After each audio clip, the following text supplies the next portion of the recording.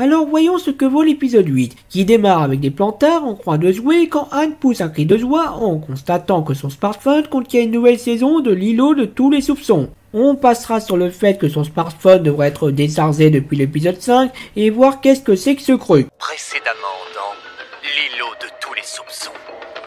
Cette forêt tropicale ne m'inspire pas confiance. C'est pas vrai, d'autres, Anne? Regardez, ils ont des narines. Je crois que je devrais soupçonner tout le monde sur cet îlot, Peruvia. Tout le monde, sauf toi. Mais Randy, moi tu sais, c'est toi que je soupçonne. Non! L'îlot de tous les soupçons. Soyez vigilants. De vos soupçons dépend votre survie. Mais qu'est-ce que c'est que ce truc? Déjà 1, c'est produit par Michael Bay, et 2, je suis mal placé pour me plaindre de ce truc, car je suis originaire du pays qui a inventé l'île de la Tentation et Secret Story. On a aussi inventé Fort Boyard, mais ça compense à peine. Et puis il manquerait plus que cet épisode soit recommandé par Olivier Mine, ou que...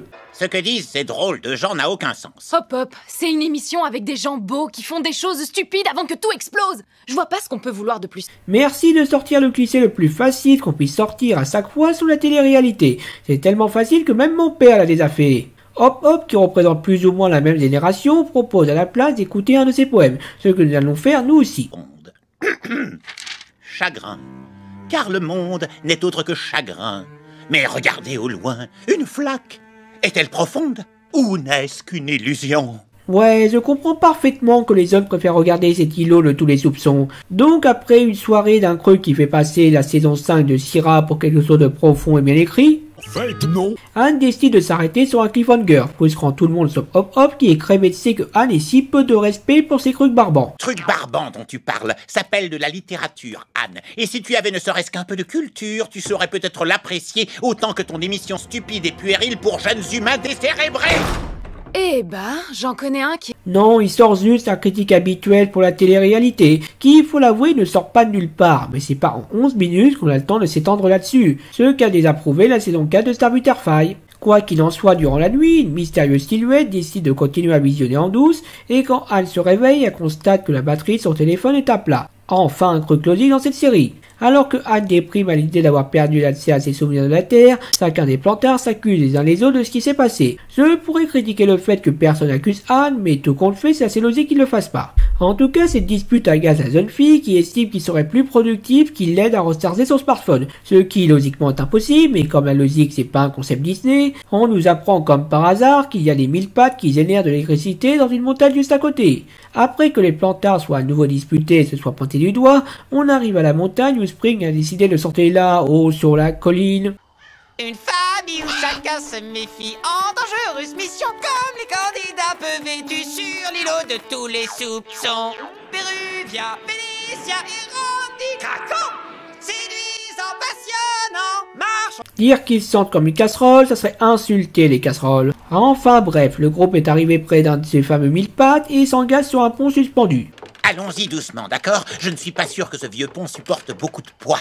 Si tu penses que le pont ne tiendra pas, pourquoi vous vous engagez tous dessus? C'est comme si le scénario voulait forcer le fait que ce pont s'écroule et pour être sûr que ça arrive, les plantards recommencent encore à se disputer, provoquant bien entendu l'effondrement de ce pont. Non mais vous le faites exprès, c'est pas possible. Et au cas où ils ne sont pas morts, juste tomber à côté d'une colonie de 1000 pattes électriques. Le parfait moment pour se disputer, je suppose. Je regarde un épisode d'une série Disney ou un film d'Astérix là. Je commence à me poser sérieusement la question. Hop Hop, qui en a marre, décide d'avouer que c'est lui qui a regardé parce qu'au final il a trouvé bien ce l'île de tous les soupçons. Commandé par Olivier Mine, putain. Qu'est-ce qui pourrait mal se passer? Et donc pour se rattraper, il décide d'aller lui-même recharger le téléphone. Je vais bien. D'ailleurs, c'est même étrangement confortable.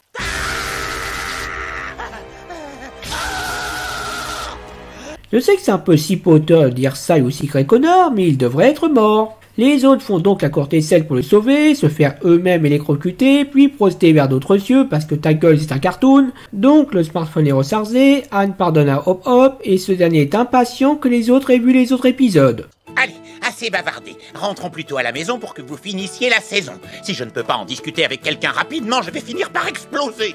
C'est vrai quoi? Ce moment où on apprend que finalement l'îlot n'est autre que... Hé, vous racontez pas la fin! On dirait la communauté Game of Thrones ou celle de The Vol qui casse les pieds ces temps-ci avec le Lumity. Au bout de 50 mètres de tweet, on a compris.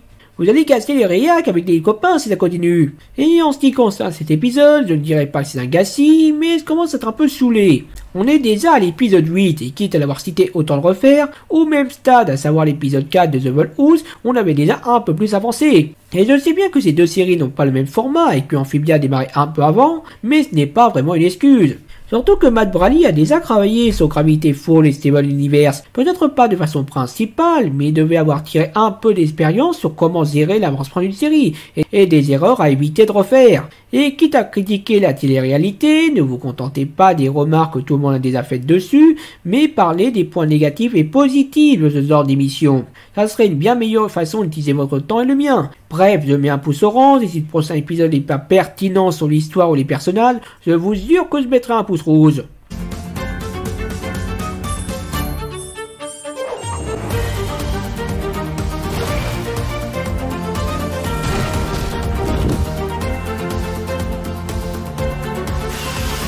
Vos carottes, elles sont recommandées pour Olivier Mine ou pas?